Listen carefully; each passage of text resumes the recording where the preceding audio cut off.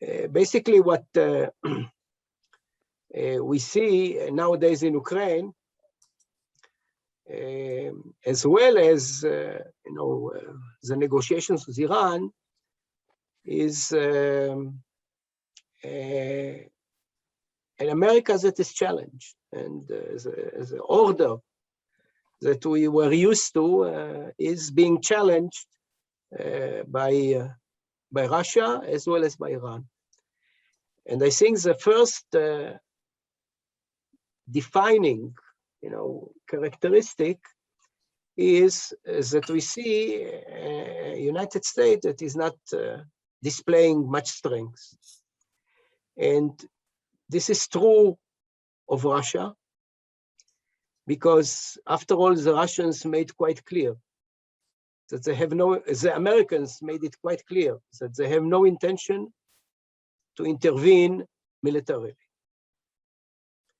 And in our international system, if you are not ready to use force, you will be faced with facts on the ground.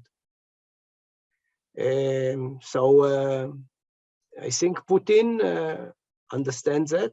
I think he was surprised by the American and the Western reaction, the economic sanctions, which he didn't anticipate.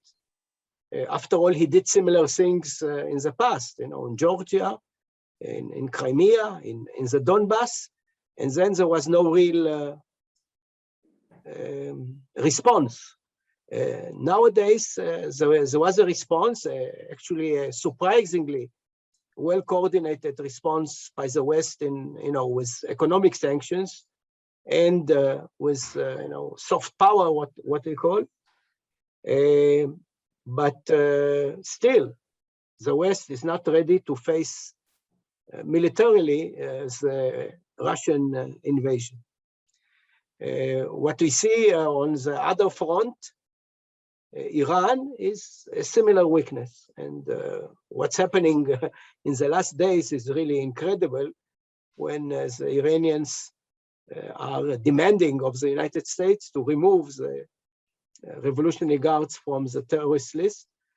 And it seems, there is no decision yet on part of the Americans, but it seems that they are willing to definitely to consider it. And it has not been decided yet. This will be, of course, a very bad signal to America's allies in the Middle East. I know there is, of course, the Israelis are trying to influence this decision.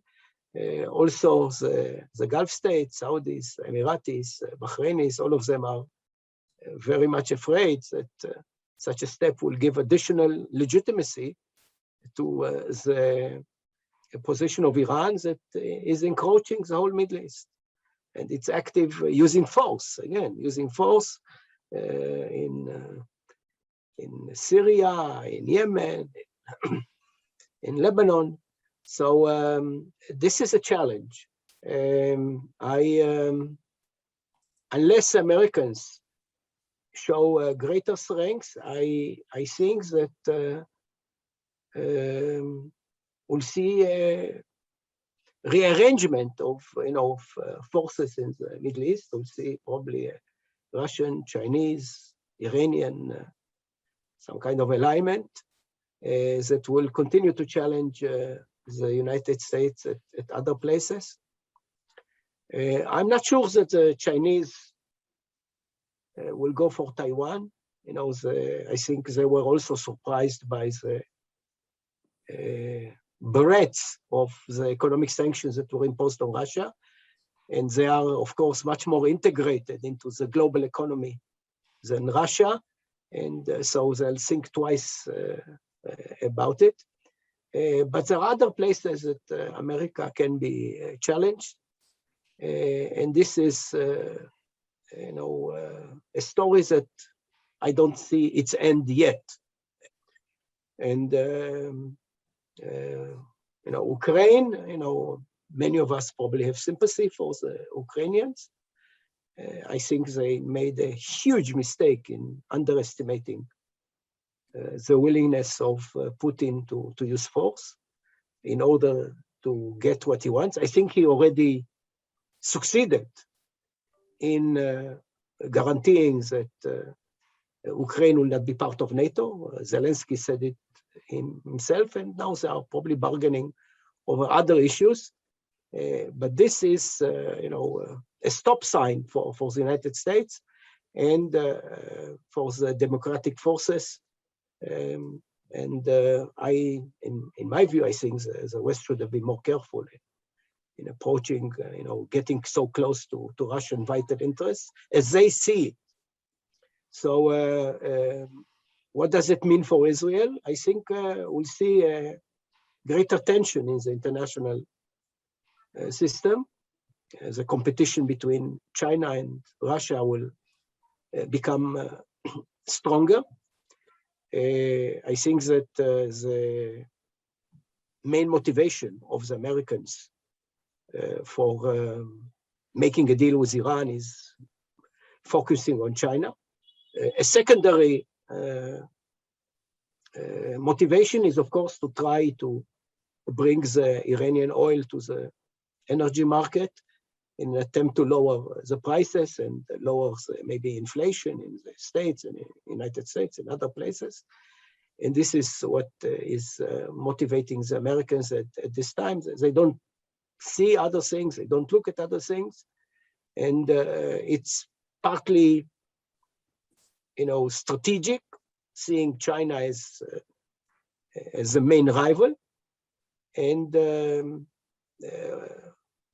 not seeing other things. One clear issue that they messed up is, of course, the energy corridor from the East Mediterranean to Europe, which could have, to some extent, limited the European dependency upon Russia.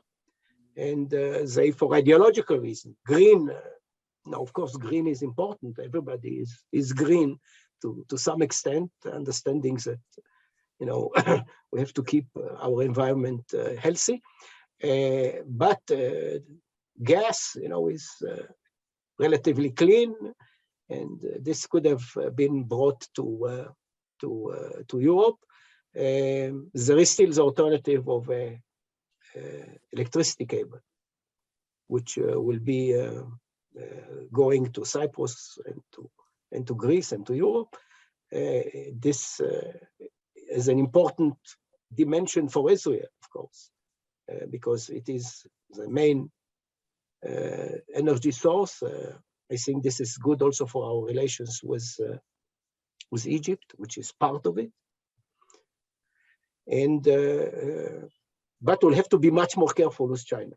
The competition is intensifying between the Americans and the Chinese, and so far we've been not probably careful enough in our dealings with China, and the Americans were pressuring us. Now I think the pressure will grow, and we'll have less freedom of action vis-a-vis the Chinese, and we'll have to make some probably difficult choices, which have some kind of economic consequences, but we cannot play too much with the Chinese. I think, if we have to think about the Israeli foreign policy orientation, the game we played so far vis-a-vis the Russians and the Ukrainians is going well. We didn't come out strongly against the Russians. We have not joined yet the sanctions, and the Americans are not happy. But even Zelensky yesterday came out with a clear statement showing understanding of Israeli positions, and has to, calibrate its interest. And it should be quite clear that we don't want the Russians to take measures that will limit our freedom of action in Syria. They can make our life more difficult, much more difficult.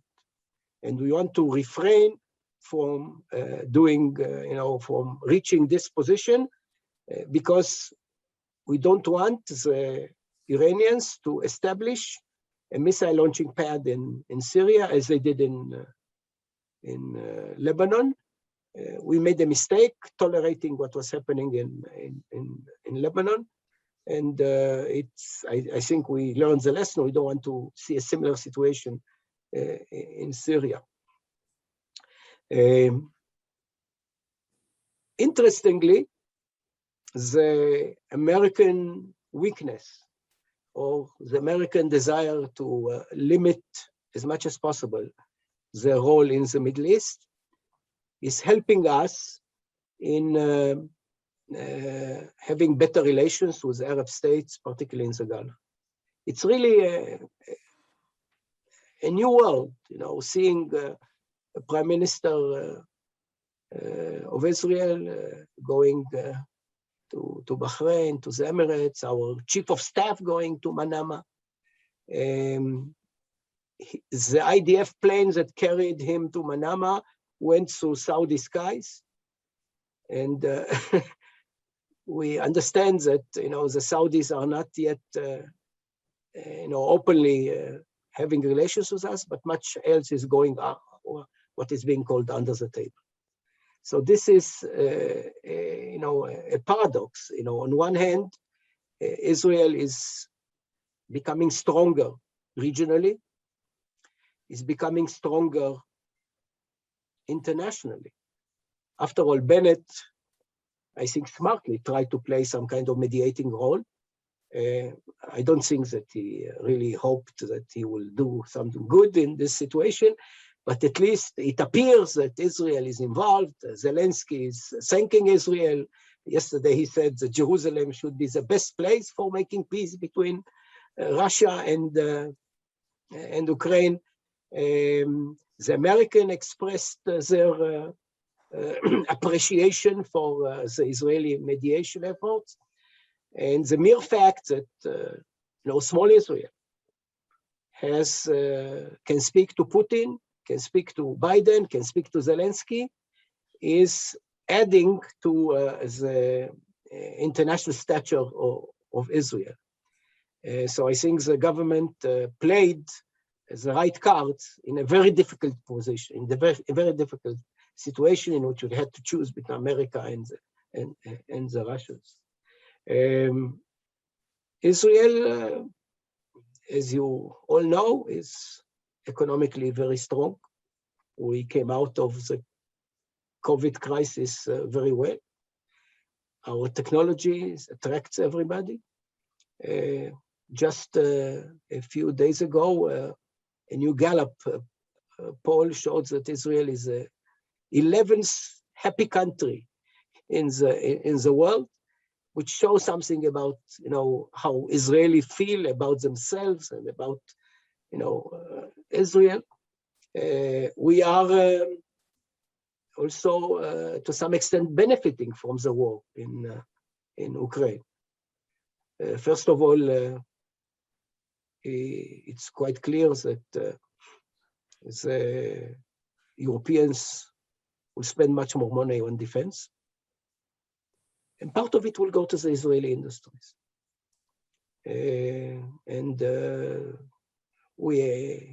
I'm sure our representatives, are starting to make appointments, and they'll get greater attention than they did before, because those countries have a higher threat perception and understand that they have to spend more money on defense. Germany alone decided to add 100 billion euros to its defense budget. That's a huge amount. And it will not go only for salaries. So this is something that is good for Israel. Another advantage from the war is that Jews are coming to Israel from the war zones. We tried to convince them to make Aliyah for years, but Russian tanks have a more convincing, card, and so they are coming in great numbers. There is, I'm sure you know, there is a debate, how much should we open our doors, and actually you have no choice, because every Ukrainian carrying passport can come into Israel because no visa is required. So we try to limit the income. We don't want, too many Gentiles, to come, because we are an attractive country economically.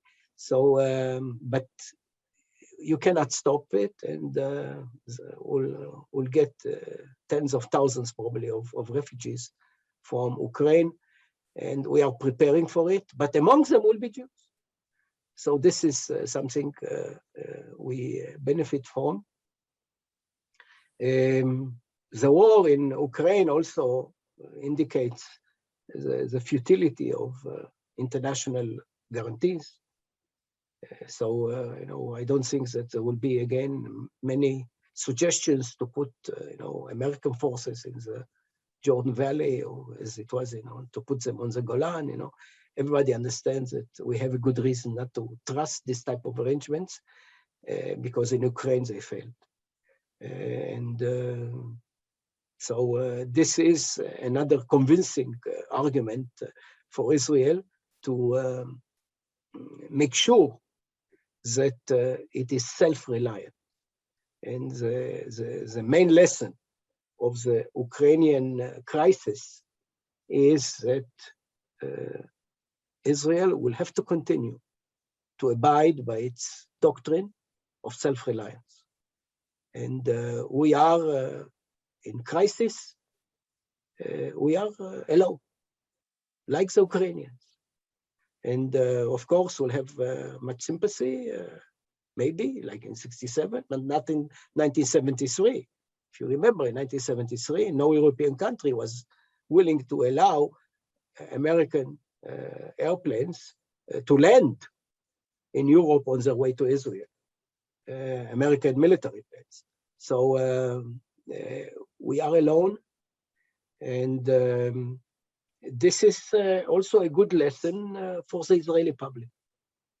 The Israeli public, has always a choice between guns and butter, and it's important to understand. More Israelis understand that, with all desire to live better, we have to spend more money on defense in order to be self-reliant.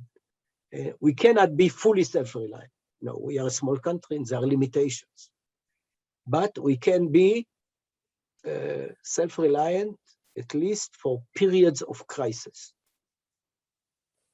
For certain periods of crisis, we should make sure that during those periods, we can manage alone.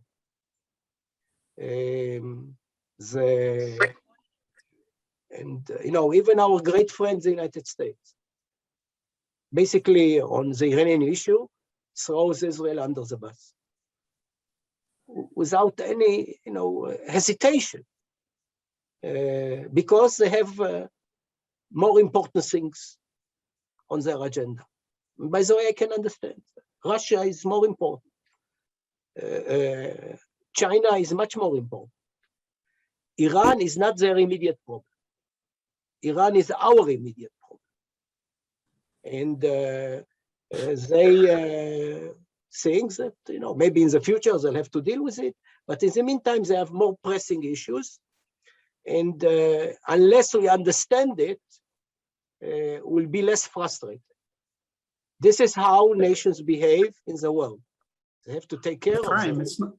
It's not only Iran. It took the Americans 4 attempts to meet their commitment to replace the Iron Dome interceptors. And there was a lot of it was approved. I understand. Yes, finally but it took 4 attempts. It's 4 months after they said they would do it. There are some congressional problems, and yes, and we've been under boycotts in the past, and it can happen again if we don't fully please the Americans. Unfortunately, on the Iranian issue, we are not prepared. And we have to be honest about it. The government, the previous government, was not doing its best in order to meet this challenge. And when I'm speaking about meeting the challenge, is to be alone and to take care of the threat. And it's unfortunate. We'll need some more time for that. And hopefully we'll be able to deal better with this threat, I don't know, in half a year, in a year. But it's obviously an urgent thing that Israel has to take care of, particularly if the nuclear deal is signed, and probably it's going to be signed soon. That's everybody's evaluation. Efraim, Yes. Excuse my address. It's I'm stuck in Johannesburg. I got COVID. I don't know who I got it from. Anyway, Well, not for me. Who knows?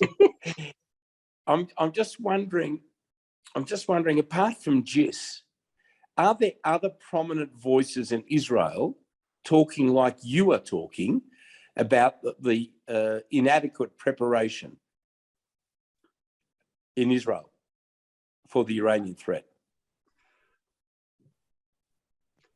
Listen, we are a little bit ashamed to say it all. And we are, of course, saying it harms our deterrence. So, but sometimes you have to, I think that Amidro and myself are quite open about it. And I think we have been always skeptic about the international efforts to slow down or limit the Iranian nuclear program. It is quite clear that we've done very well in slowing the program. Amidro told me that in year 2000, they believed that Iran will be nuclear by 2005, 2006. And we are in 2022, which is, 15 years later. So we've just heard an attack destroying a large part of the UAV fleet of Iran in North Iran. So we are doing our best. But, for example, in Congress, there is a resolution to send bunker busters bombs to Israel. Unfortunately, we don't have the airplanes that are able to carry it. So it's more of a symbolic issue. And this shows that, even the very sympathy in Congress, we need to do it on our own. I think it's doable. It will be costly. It could be costly, but alternatives are not good. So there are certain, we have to do it. And there are very few voices, in Israel that are speaking, the truth as we see it. That's unfortunate, and, a more idealistic approach, more hopeful, optimistic. I think this message, which is to some extent, realistic, pessimistic, call it whatever you want. I think this is a message we have to inhale and. Efraim, I wonder if I can comment for a minute and ask you about two things. One is exactly the point you just made. Are the Israelis united, really united, as we are seeing what's happening with Ukraine, where they're really fighting in a very united way, Hungary-driven, focused, all on the same agenda? And the second point I want to make is that it's got to be extremely difficult, even with arms sales, to walk this line when you basically have Russia, China, and the United States who are going to tell you who you can and can't sell arms to. Maybe you can comment on that. Well, I'll take first the second point. Usually, Israel is selling arms and there is now a much more thorough process about it, to democratic countries or countries in Latin America, which are not so democratic, but we try not to sell to problematic countries. We are actually arming all anti-China countries in Asia. Korea, Japan, of course, India, Thailand, Philippines. Philippines. I think that the Chinese understand that we are not on their side on this issue. And of course, we sell to the Europeans more and more, and also to the military, American military. So we didn't sell to Arab countries almost, but not certain equipment we did, but not things that will create problem. Cyber, things like that. So this is, we do it and we are careful. I think we'll be able to continue to sell. And I think the European market will grow, and the Asian market is very important to us. Greg, I think you can, if you look at Elbit share prices, which is the largest traded defense company in Israel, its share value has gone up nearly 25% in the last 3 weeks. I can tell you companies like Rafael, when people are observing what's happening in Ukraine, orders for things like anti-tank guided missiles have gone through the roof. By the way, Paul Keane is a representative of Rafael in Australia, if you don't know. Yes, we are, I don't think there'll be a problem in selling weapons. About the feelings in Israel, about Ukraine, I think there is general sympathy. There are islands. I'm talking about the social issues within Israel, to understand that when they're really under the pump, that the people will be united, that the divisiveness, that it will be solid to be able to defend itself in every way, militarily, but also morale-wise and so forth. That's really what I'm asking. I think that in Israel, there is also an understanding that we cannot go gung-ho in favor of Ukraine because of complications with the Russians. I think also there are islands in Israel that remembers that Ukraine has been very problematic towards the Jews in its history. Chemlinsky, Petlura, World War II, the Ukrainians received the Nazis as liberators. If we don't, so Ukraine is, and the Ukrainians were collaborators with the Nazis during World War II. So, sorry, I apologize for I'm not explaining myself well. I'm asking more about the Israeli mentality of, not the Ukrainian, the Israeli mentality of being prepared to fight if they have to in a united way. I think that, first of all, there is a clear understanding, that Iran is a huge problem and we have to deal with it. If we take a look at the numbers of the youngsters that go to combat units, it's okay. I think that there is no big divergence between the government and the opposition on the Iranian issue. I think that Bennett, as well as Lapid, came out very strongly on the Iranian issue. And they made a strategic decision not to oppose publicly the United States, which I'm not sure, it's a good decision. But having said that, they said that we are not bound by any agreement and we'll have to deal with it unilaterally if needed. So they said, in my view, the right things. Of course, there is softer support for military action in labor, in merits, but those are, marginal. I think that's the big center of Israel is united. And if I can just no choice. Yeah, of course. And just one more quick question. Do you really believe that Germany, with this incredible policy shift in the last, 10 days, do you think, their ability, their procurement capacity, their intentions are going to happen? I mean, this is a huge, huge policy shift for Germany. I find it difficult to believe that they'll execute 20% of what they're talking about. It's just unbelievable.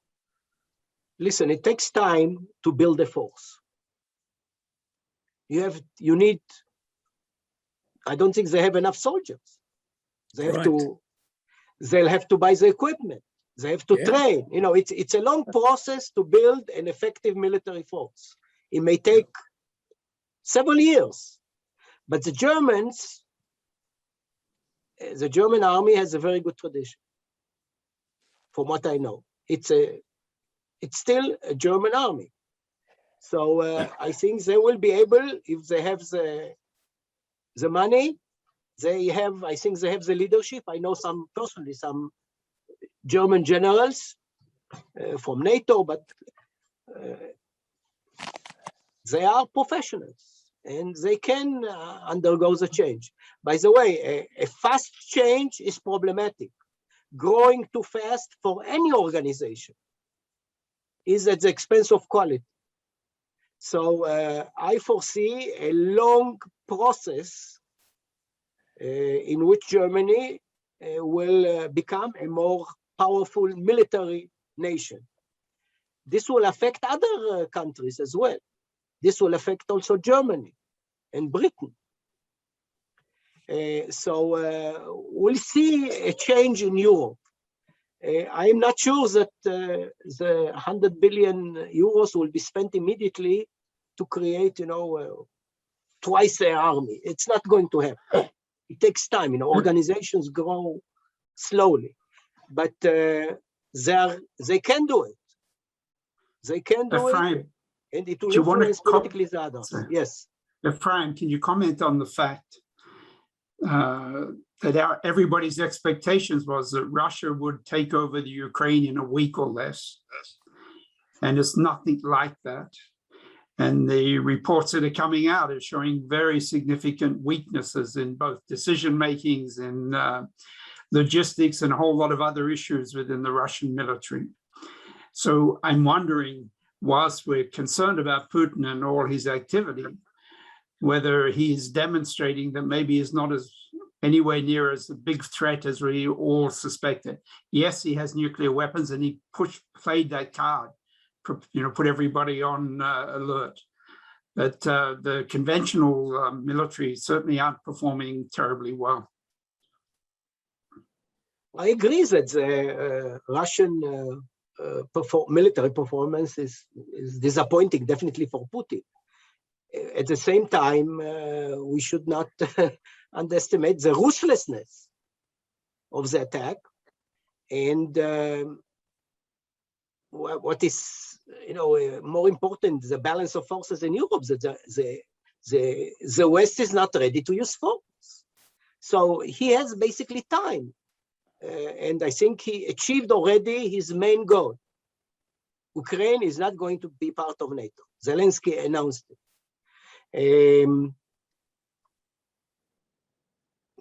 The Europeans will probably be afraid of it's a big army. It has tremendous firepower. For example, the small Baltic states, NATO will make better preparation to defend them, but it's logistically problematic. They are not contiguous to NATO. So this is one clear address for Russian aggressiveness. And this will be a huge test for NATO if he does so. maybe his failures will make him think twice about going into the Baltic states. But still, he did not hesitate to threaten with nuclear weapons, which is, in my view, declaring a red line. Yes, Danny. Efraim, this was all very interesting discussion, but just like Greg didn't feel that he'd made his question clear, I don't think I did either. So I want to go back to where I was raising the issue before. I'm concerned about the strong will of Israel to do whatever's necessary, which is what Greg was asking about. And that's frequently formed not only top down by politicians, and I have my strong reservations about the current government leadership in that respect, but also by media. Now, you recruited Boaz Bismuth as one of the researchers, and I'm interested, and to everybody, Boaz Bismuth is a very exciting guy. He was the editor of Israel Hayom, and very enthusiastic. I'm interested in our media penetration of JISS, who we can speak to, who's prepared to shout from the rooftops that we're not adequately prepared and we have to do more, other than yourself and Amidror. And that's what I was asking about before. What we could do to engage with the television, the various talkback shows that exist, and the media, to get stronger, a stronger request for the government to do more. Well, I think that JISS is doing not bad in the Israeli media. We publish articles in, Ma'ariv, Israel Hayom. Haaretz is less accepting our views, but we appear on TV, as commentators all the time. I think that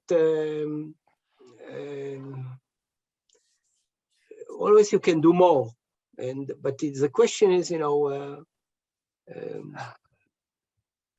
I'm hesitant to encourage the researchers, to be too active.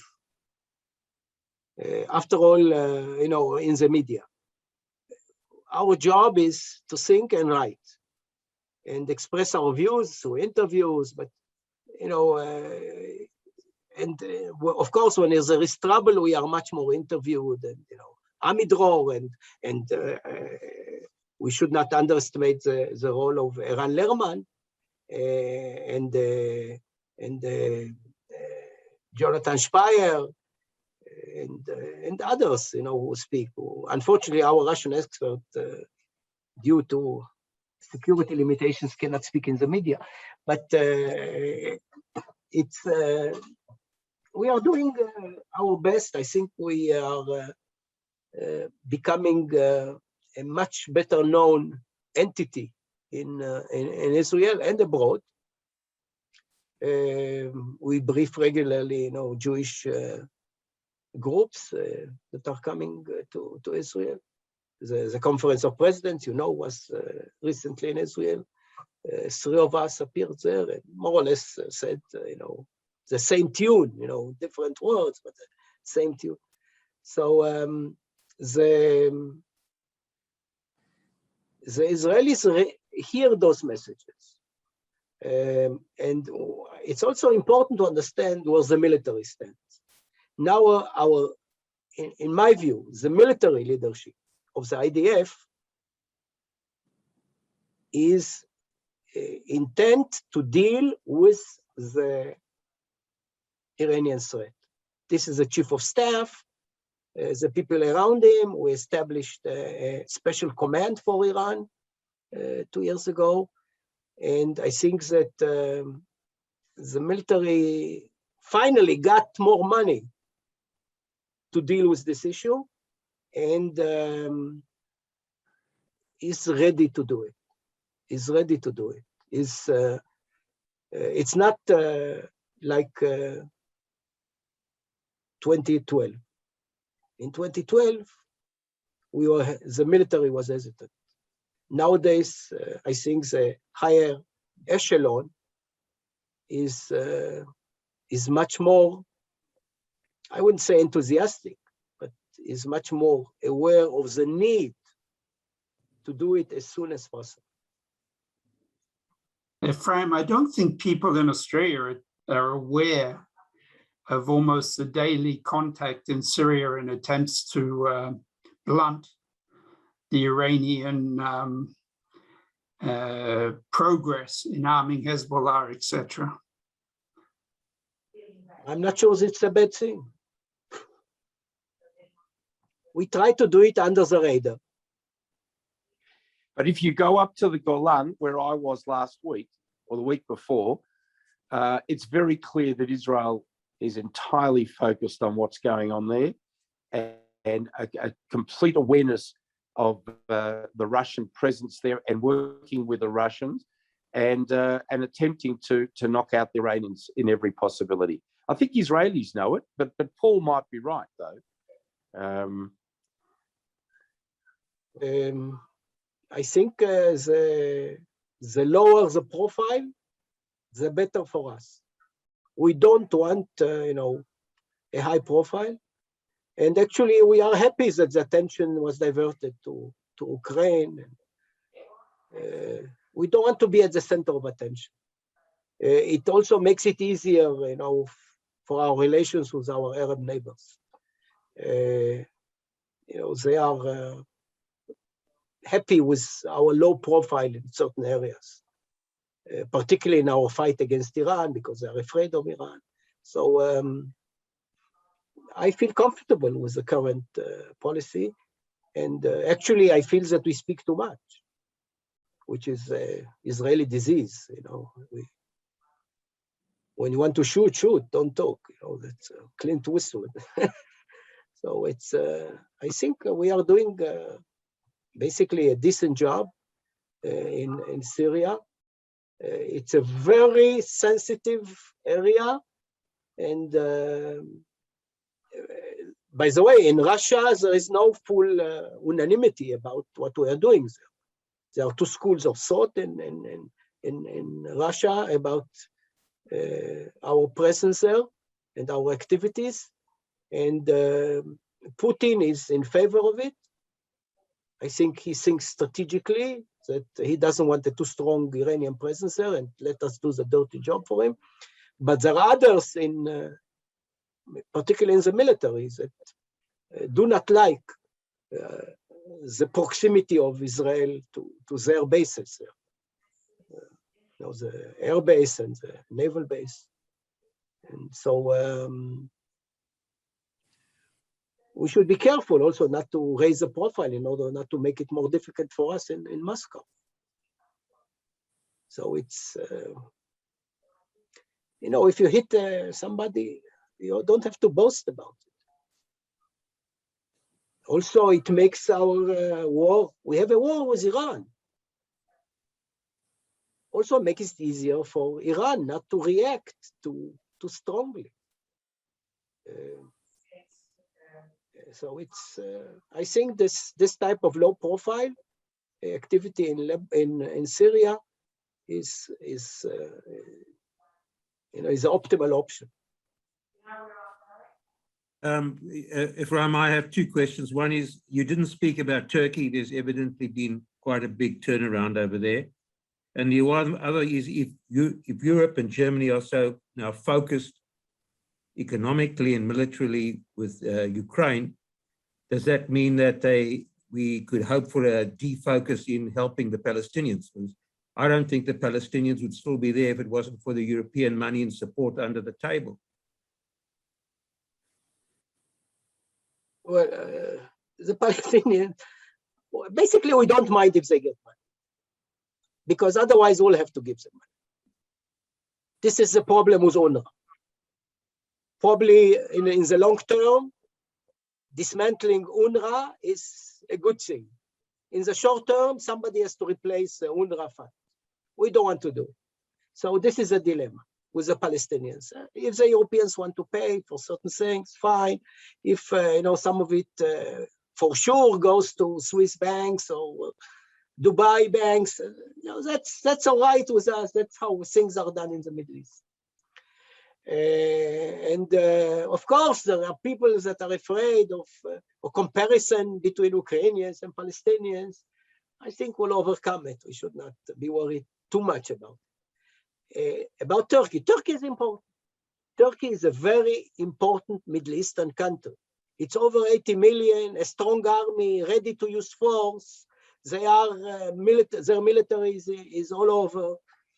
And what we see is, I wouldn't call it even a rapprochement, a change of tone on part of Erdogan, because he recognizes Middle East realities. Israel is here, strong. It has good ties with the Gulf states, and it has gas.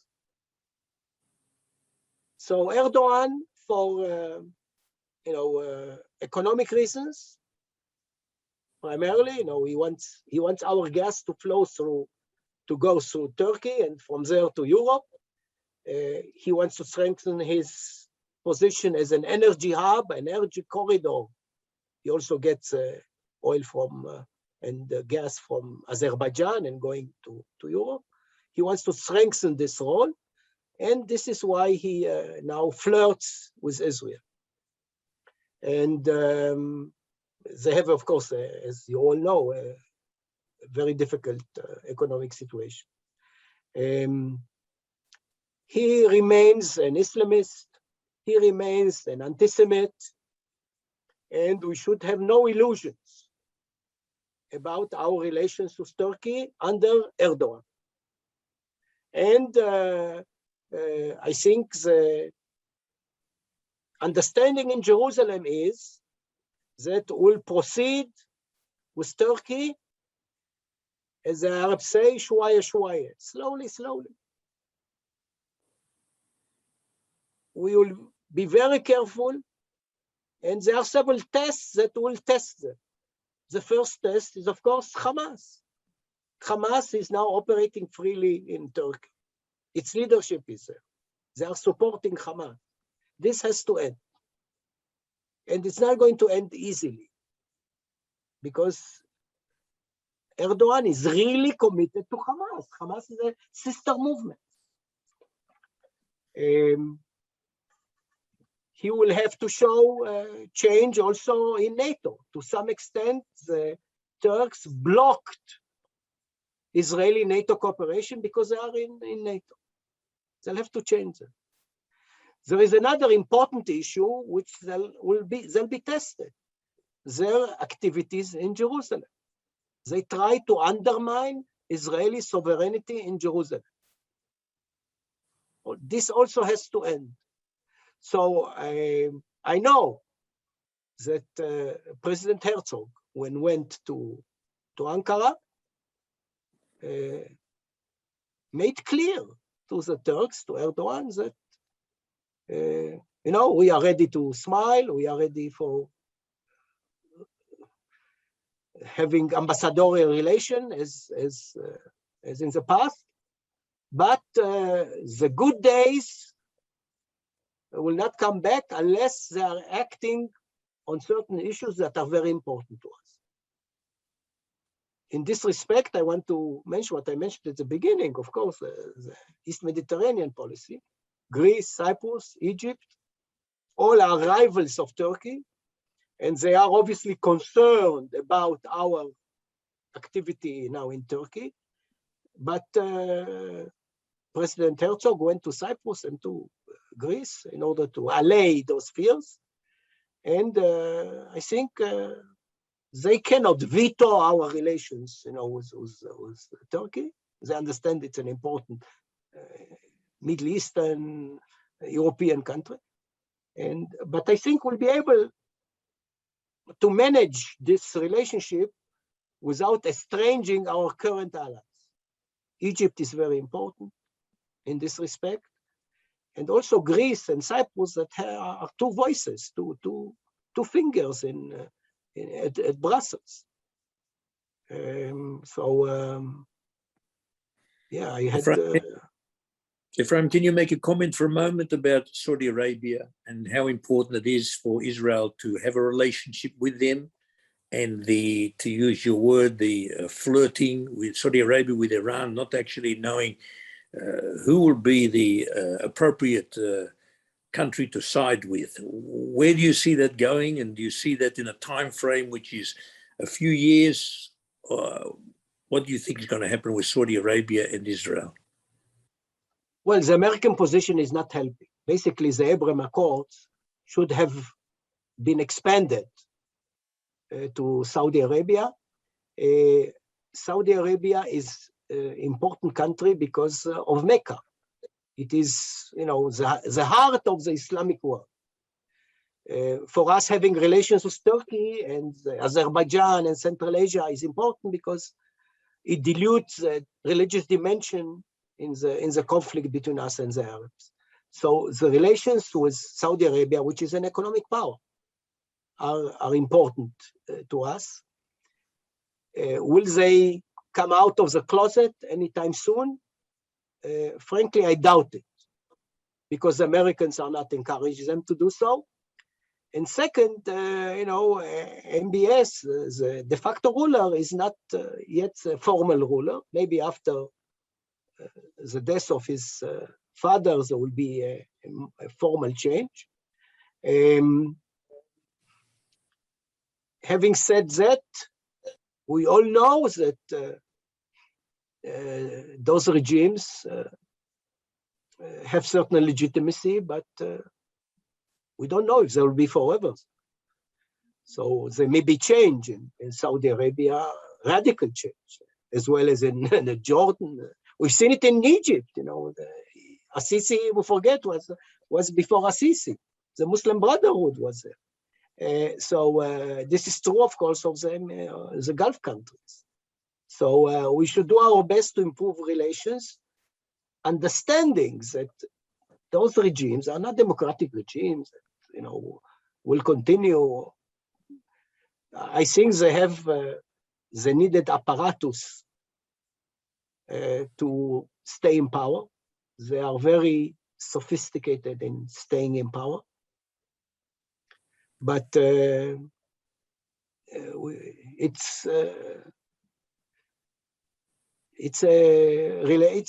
mistress relationship, and sometimes you have to be satisfied with a mistress. So you don't want to marry everyone. I want to ask one question also, Efraim, if I may, because there may be other questions, of course, other people. America's obsession with the promotion of democracy. You think strategically they got it wrong with a few things like this, like the Ukraine, and the threats that somebody like Putin maybe genuinely fears, that he does not want a democratic country on his border. Forget NATO, just in general, he doesn't want his own people to turn around and say, that looks pretty good, what's happening over there. What about us here, being poor and all the rest? You think this strategy has been correct in regard to the US wanting the whole world to promote wonderful democracy, and where that leads? This policy is problematic. First of all, pushing democracy closer to Russia clearly offends Putin for the reasons you said. They did it with Mubarak, by the way. Obama did it with Mubarak. Mubarak said, well, he wants democracy in Egypt. He means that he wants me out. So, yeah. So they have to choose, which is not an easy balance to do, between stability and democracy. And there are certain, in my view, when they went to Iraq, I had big debates with my neoconservative friends. They wanted democracy. I told them, forget about democracy in Iraq. It may take centuries. How long did it take Europe to become democratic? So you can't push democracy and believe that immediately there will be democracy. and you have to choose between stability and those processes. So I think particularly democratic administrations are pushing democracy too hard. I think it's also a mistake to push democracy to China. Human rights in China, all this policy is basically making the Chinese leadership much more nervous. They need it. Why should you do it? They are not going to be democratic anytime soon. So why do you say things that have no effect whatsoever and only anger your opponent? It's simply not productive. Yeah, and a direct threat to their leadership, to their position. Right. It's a threat to them. So Putin is threatened, obviously. And people, at the conference of presidents, I said, Putin is afraid. So the naive Americans said, well, they're afraid of us? Come on, we are nice guys. They are nice guys, but they don't understand what they're doing is threatening directly the Russian secure sense of security. They want margins of security, just like us. Yeah. So this is, of course, I'm in favor of democracy. I couldn't live anywhere else. But you can't push through the throat of everybody democracy. It's not going to work. What did it work? Where did it work? Yeah. Only in industrial states like Japan, Germany. So the societies have to be ripe for it. But it doesn't work in the third world. So one of the proponents of that argument was Sharansky. And yeah. Sharansky had an influence. And now we see the results of that influence. Yeah, by the way, after he published his book, when I was at BESA at that time, we had a big conference with it, and I had a big argument with him. And he remembers it. And, I said, his basic argument was everybody wants to be free. Freedom is important to everybody. And I'm sorry, I don't think that everybody wants to be free. There are more important things in life, to have a good life, to be safe. And democracy is not necessarily the main human goal. And, democracy, it's a laudable goal. But people, there is a famous book, by the way, by Escape from Freedom, by Erich Fromm, a psychologist. Yes. And he explained the Nazi regime. And his main argument was that the Germans, after, World War I, their main concern was not to be free. In order to be free, a free person has to make choices. People don't want to make choices. Look at, we had yesterday a big funeral in Israel, Kanievsky. Even the Jews, those stubborn Orthodox, they choose, they don't want to make choices. They go to the rabbis to make the choices. This is against Jewish tradition. Yes. Because people don't want to make choices.